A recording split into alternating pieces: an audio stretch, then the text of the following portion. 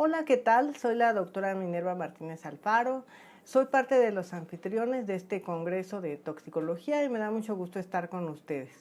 Voy a hablarles de una parte del trabajo que hacemos en este departamento de farmacia, en el área de toxicología, concretamente sobre la toxicología del plomo. Inicio con esta diapositiva que tiene una hermosa decoración que está hecha con plomo. Y continúo con otras decoraciones de plomo y también con la alfarería vidriada de plomo. En esta plática vamos a ver por qué estudiamos el plomo, los efectos del plomo en algunos animales y las alteraciones de los metales endógenos. Primero les voy a platicar por qué estudiamos plomo. Bueno, el plomo es un metal pesado, flexible, que se funde a 327 grados, que hierve a 1725. Es altamente resistente a la corrosión. Sus valencias son 4 y 2 y se encuentra como galena. Nunca se encuentra en su estado elemental. Va a resistir a la corrosión, es blando, maleable y dúctil. Se usa principalmente en baterías, pinturas, aleaciones metálicas y también como protector de rayos X. En esta diapositiva vamos a ver la producción de plomo. Lo que podemos observar es que la producción a nivel mundial de plomo se incrementa año con año. En esta diapositiva, este es el año 2020 que todo paró, y después tenemos aquí los países, las reservas mundiales de plomo, donde México tiene la cuarta reserva mundial de plomo y es el quinto productor de plomo a nivel mundial.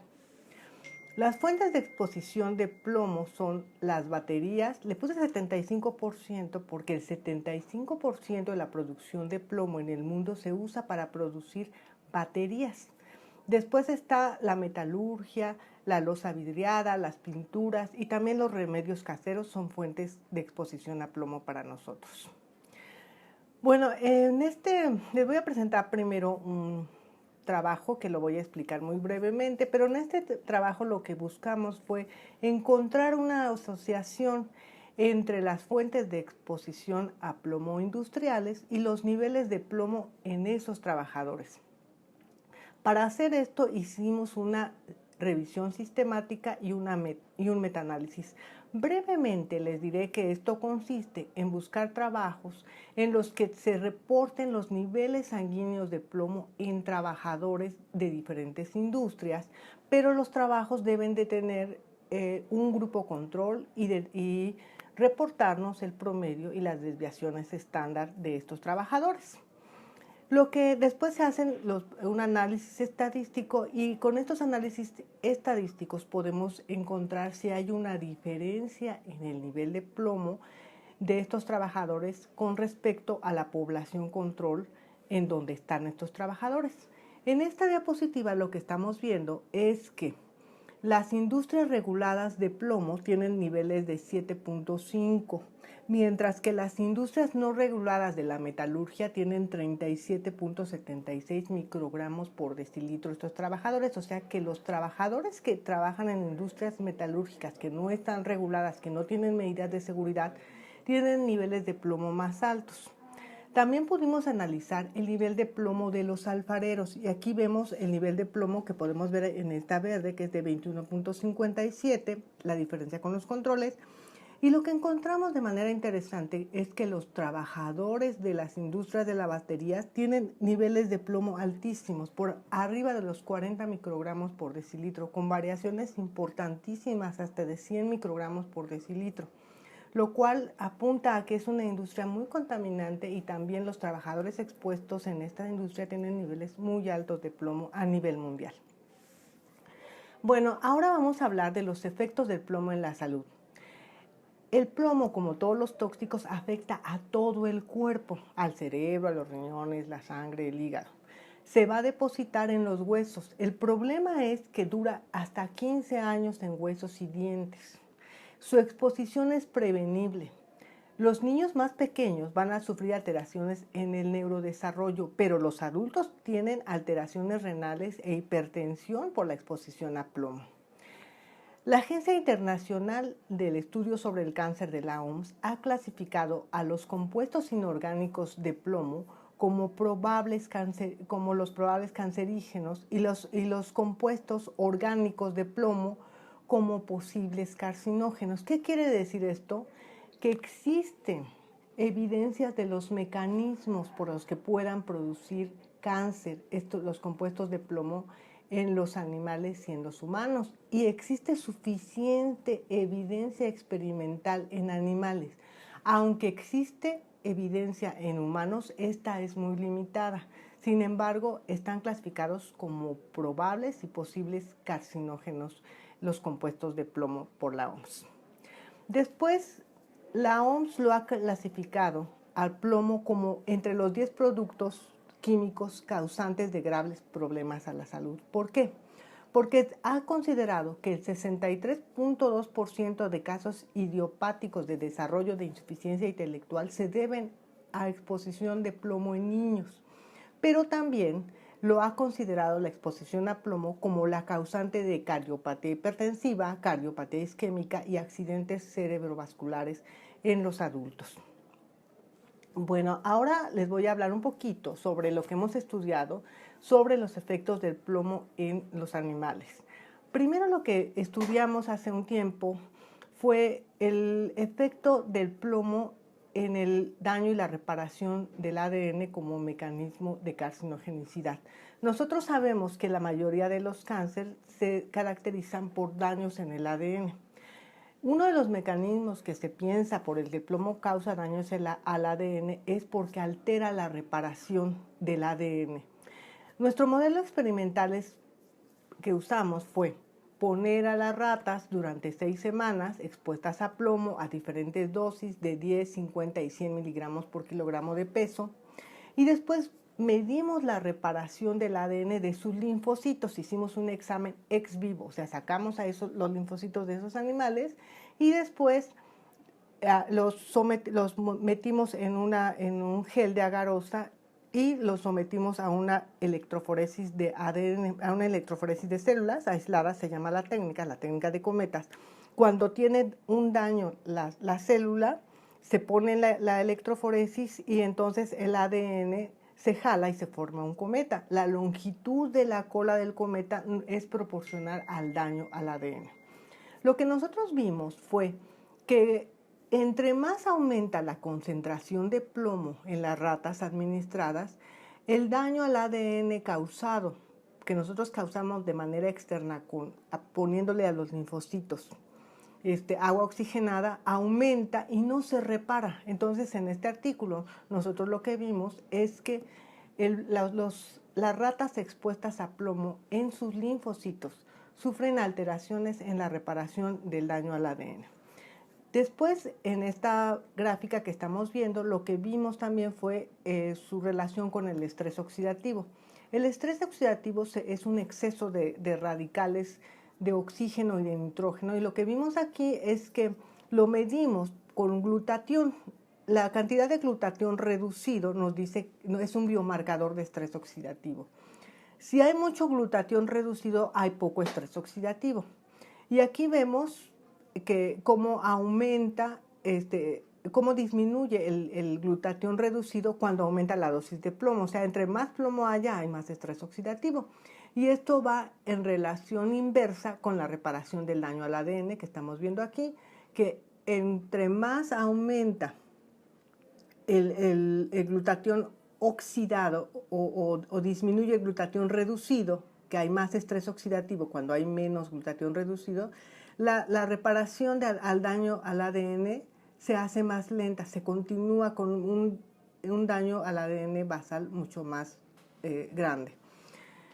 En el siguiente trabajo nosotros vimos los efectos del plomo en los riñones, porque se tiene la idea de que causa alteración en los riñones y que la exposición a plomo en humanos causa insuficiencias renales.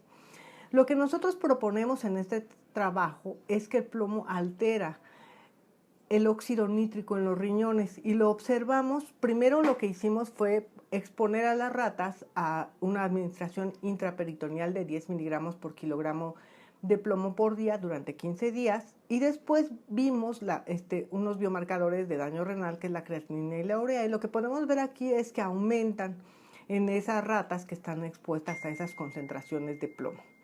Posteriormente lo que hicimos fue medir el óxido nítrico. Al medir el óxido nítrico, nosotros nos dimos cuenta que el plomo disminuye la cantidad de óxido nítrico en los riñones. ¿Por qué es importante el óxido nítrico? El óxido nítrico es un agente vasodilatador. Y si el plomo disminuye la cantidad de óxido nítrico, hay menos aportación de oxígeno a los riñones y esto daña a los riñones. Entonces, en este trabajo es lo que demostramos. En otro trabajo también vimos la biodistribución del plomo en las ratas. Usamos más o menos el mismo modelo, pero ahora, o sea, administraciones intraperitoneales de plomo a 10, 15 y 20 miligramos por una administración intraperitoneal. Y lo que podemos observar es que la mayor parte del plomo se va a los huesos, ¿sí? De tal manera que, por ejemplo, en una dosis de 15 miligramos por kilogramo, solamente la cuarta parte del plomo que existe en la sangre es la que está en el hueso. En el hueso tenemos 4 veces más plomo que lo que hay en la sangre. Y a dosis mayores podemos pensar que tenemos la mitad de plomo en la sangre y la mitad del hueso. Entonces, en este trabajo también queríamos explorar el efecto de la melatonina. La melatonina es una hormona derivada de la glándula pineal que se supone que disminuye efectos de muchos tóxicos y también del plomo. Entonces, en este trabajo demostramos que la melatonina podía disminuir la concentración de plomo en el cuerpo, aumentando la excreción de plomo porque veíamos que se aumentaba más en las heces y en la orina la concentración de plomo. Y después, para estudiar el mecanismo, estudiamos las metalotioneínas. Este tipo de proteínas son acarreadores de metales y vimos que sí, que la melatonina puede aumentar la cantidad de metalotioneínas, tanto en hígado como riñón, y este es un posible mecanismo por el que la melatonina pudiera disminuir la concentración de plomo en los animales. Finalmente, voy a hablar acerca de cómo el plomo altera a los metales endógenos. Bueno, se tiene postulado que un mecanismo de toxicidad del plomo es alterar la concentración de metales endógenos. La función de los metales endógenos en las proteínas va a ser estabilizar la conformación tridimensional de las proteínas. También son sitios catalíticos de enzimas. Los metales endógenos que tenemos son el sodio, el potasio, el magnesio, calcio, zinc, fierro, níquel y cobre. Los metales tóxicos que más conocemos son mercurio, plomo, aluminio, cromo, cadmio.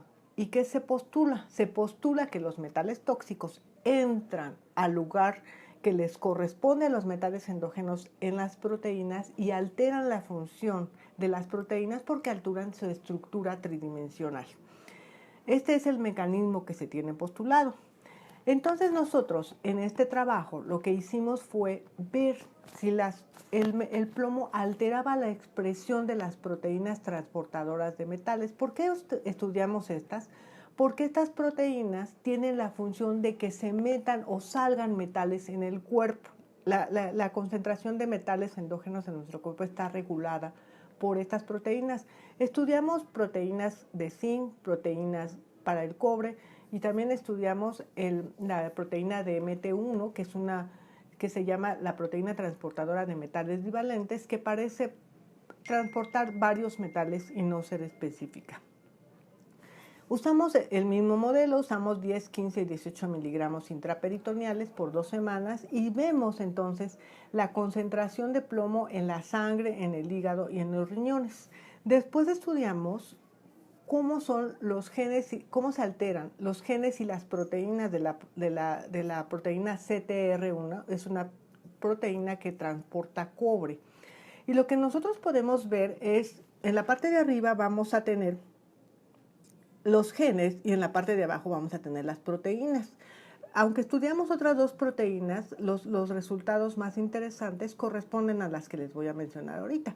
Entonces, lo que vemos aquí con CTR, vamos a ver que esta proteína, el gen aumenta conforme se aumenta la concentración de plomo en el hígado. Pero la expresión de la proteína disminuye, es inversa. Y en el eso pasa en el riñón, en el hígado, perdón. En el riñón no va a haber alteraciones en los genes con la exposición a plomo de esta proteína CTR1 en el riñón. Pero la expresión de la proteína en altas concentraciones sí aumenta, ¿sí? Entonces no es una respuesta, dosis-respuesta, no está acoplada a la respuesta, pero sí aumenta en la alta concentración solamente. La otra proteína que fue muy interesante es la proteína DMT1, la proteína transportadora de metales divalentes. En esta proteína lo que encontramos más interesante fue exactamente otra vez en el hígado. En el hígado vemos que la expresión de la proteína aumenta conforme aumenta la concentración de plomo en el animal, aumenta su concentración de la proteína en hígado, y también en riñón, aunque en riñón no es dependiente de la dosis, también aumenta.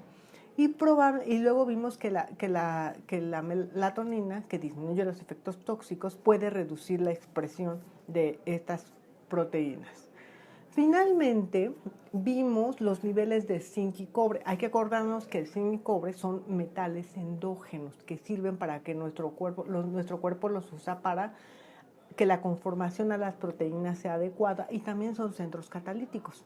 Y entonces aquí vemos que se altera la relación de cobre y zinc en la sangre, en los riñones y en el hígado. Y de manera muy importante podemos hacer énfasis en el aumento de cobre en la sangre.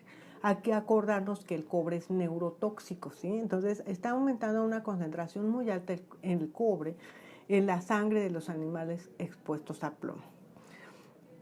Bueno, muchas gracias por su atención y es todo.